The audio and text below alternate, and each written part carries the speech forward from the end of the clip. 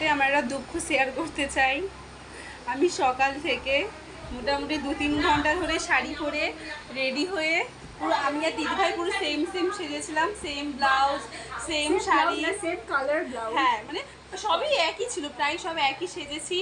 সেজে গুজে আমি আমার শাড়ি খুলে চুড়িদার পরে নিয়েছি। কেন?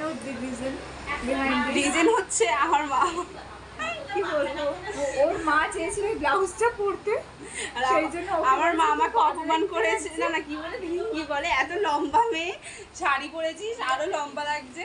সেই জন্যে আমি যাতে একটু বেটে বেটে লাগে আমাকে, আমি এই তুমি সোজা হয়ে বসো না, এমনিতে চলনি। ঠিক আছে? আমাকে তো কেউ শাড়ি পরে দেখতে পাওনি। আমি জানি সবার মনে খুব দুঃখ লেগেছে, সবাই ওয়েট করেছিল আমাকে শাড়ি পরে দেখবে বলে। বাট আমার দিদিভাইকে দেখে নাও, কারণ আমি আর আমার দিদিভাই হয়তো দিদিভাই এটা দেখতে সুন্দর, কিন্তু আমি আর দিদিভাই সেম শাড়ি পরেছিলাম, পুরো সেম। এ মার কোনো মতে মানতে চায়